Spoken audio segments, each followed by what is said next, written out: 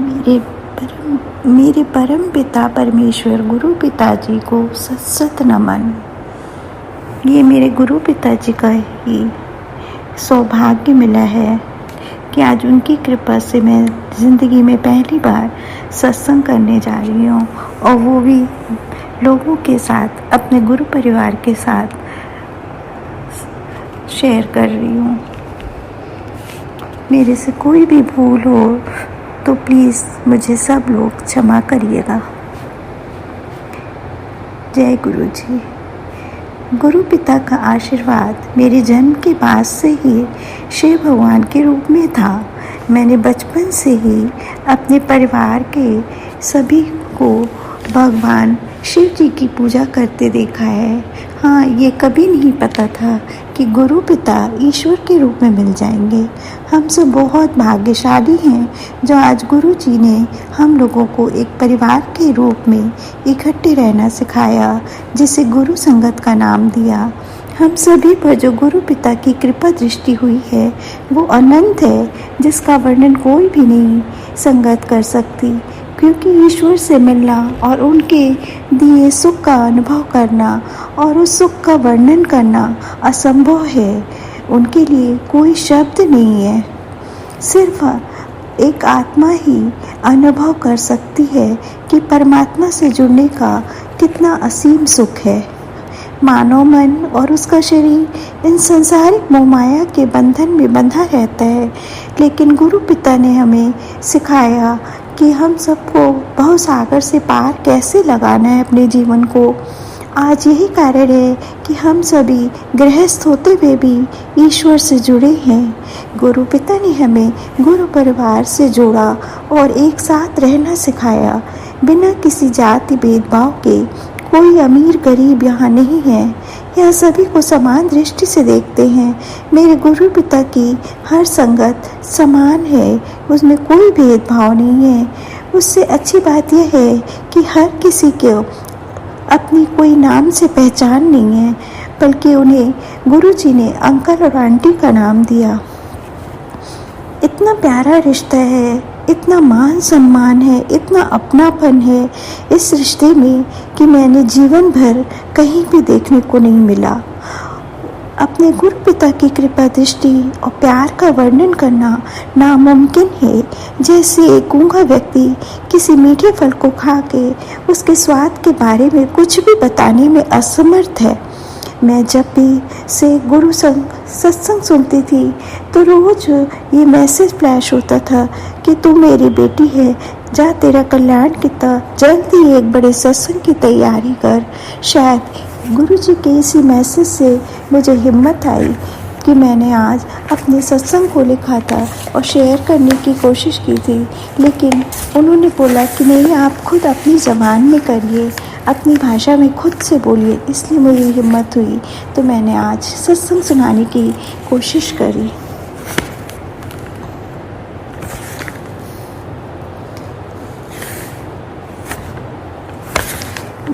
मुझे नहीं पता था तब तक कि मैं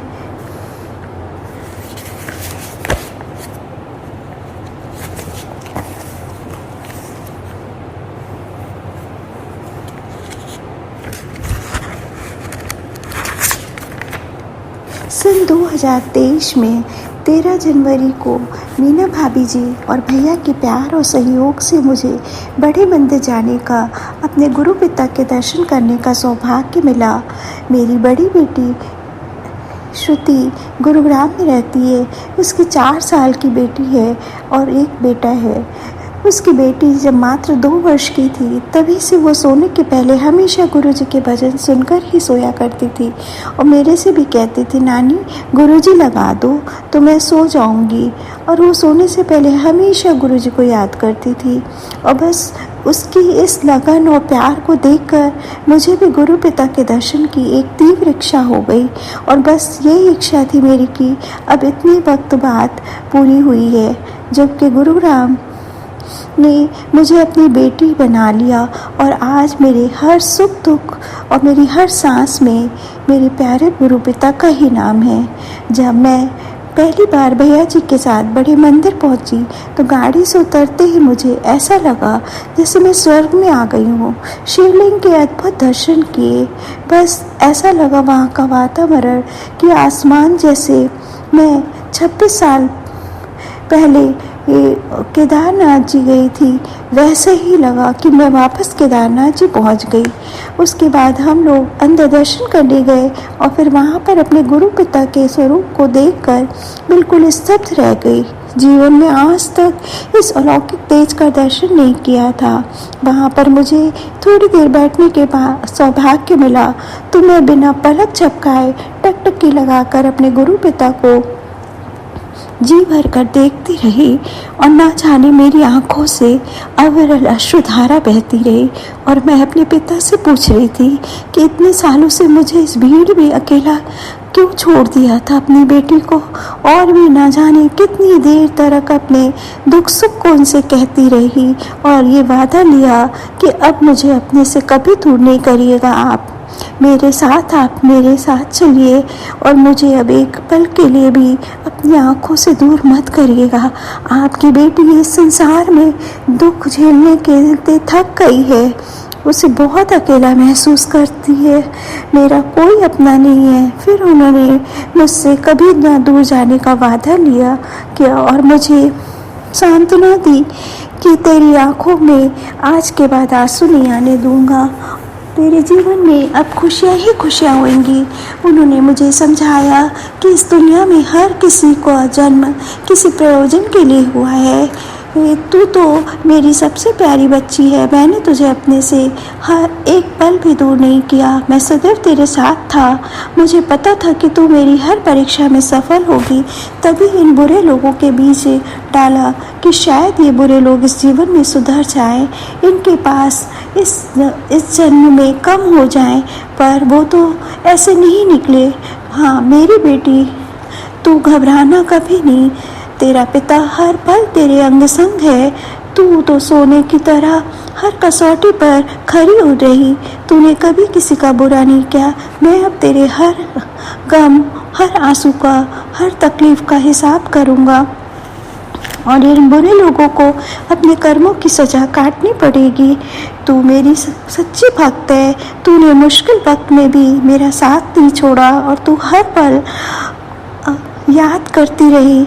मेरी बेटी, मुझे भी इस संसार के अच्छे लोगों को अपने पास रखना था, बुरे लोगों को उनके कर्मों की सजा देनी थी, इसलिए मुझे गुरु रूप में पृथ्वी पर जन्म लेना पड़ा। इसलिए घबरा मत, ये जो अच्छे लोग होते हैं वो ही मेरे गुरु परिवार की संगत है, जिन्हें मैं अपनी मर्जी से जोड़ता हूँ लोगों को, वरना मेरे दर्शन को कोई भी नहीं आ सकता। मेरी बेटी, तेरे साथ कोई रिश्तेदार हो या ना हो, तेरे पिता का परिवार गुरु संगत है जो तेरे साथ होगी हर पल। जब भी तू याद करेगी, तू अब चिंता फिक्र छोड़ दे मेरे पर और खुश रहा कर। तू मेरे स्वरूप सामने बैठकर मुझसे बातें करा कर, मैं तेरी हर मुश्किल दूर कर दूंगा। तब से आज तक मैं बहुत कम रोती हूँ और अपनी सारी बातें अपने गुरु पिता से ही सिर्फ करती हूँ। इसके बाद जब मैं इलाहाबाद वापस आने लगी तो मीना भाभी ने मुझे एक बड़ा कैलेंडर दिया था जिसमें गुरु पिता के 12 स्वरूप अलग अलग बने थे। जब दूसरे दिन मैं नहाकर कैलेंडर को अपने कमरे में लगाया, अपने प्यारे गुरु पिता को देखकर बहुत खुश हो गई, क्योंकि मुझे तो नहीं पता था तब तक कि कैलेंडर में क्या बना है। हाँ, मैं मंदिर में बैठे बैठे सोच रही थी कि यहाँ पर फ़ोटो खींचना मना है और मेरे पास कोई भी स्वरूप नहीं है मेरे पिता का। मैं संकोच में किसी से कुछ न कह सकी थी, पर ये सोचती थी कि मेरे दिल में जो छवि है गुरु पिता की, वो तो बहुत प्यारी सी है, जब याद करूँगी वो मेरे साथ होंगे। पर यह नहीं पता था कि इतने प्यारे प्यारे स्वरूप मुझे अपने आप गुरु पिता मेरे साथ में आ जाएंगे। उसके बाद मैं सोच रही थी कि कोई बात नहीं, जल्दी जल्दी आऊँगी दर्शन करने बड़े मंदिर में। जब मैंने गुरु पिता का स्वरूप लगाया तो उसके 1 घंटे के बाद ही मेरे पूरे घर में गुलाब की फ्रेग्रेंस इतनी तेज आने लगी कि मैं सारी जगह देख रही थी, परंतु मेरा घर तो बंद था इतने दिनों से, कहीं कुछ फूल नहीं, कोई अगरबत्ती नहीं जल रही थी। फिर भी एकाएक ये एहसास हुआ कि अरे लोग कहते थे कि गुरुजी जहाँ जाते हैं वहाँ पे फ्रेगरेंस आती है। फिर मुझे लगा कि अरे मैं तो कितनी बुद्धू हूँ कि हिरण की नाभि में कस्तूरी होते हुए भी वो महक से परेशान इधर उधर ढूंढता है। ठीक उसी प्रकार से मैं भी भूल गई कि मेरे परम पिता परमेश्वर गुरु पिता की ये तो खुशबू है जिन्होंने मेरे घर में चारों ओर खुशनुमा बना दिया है।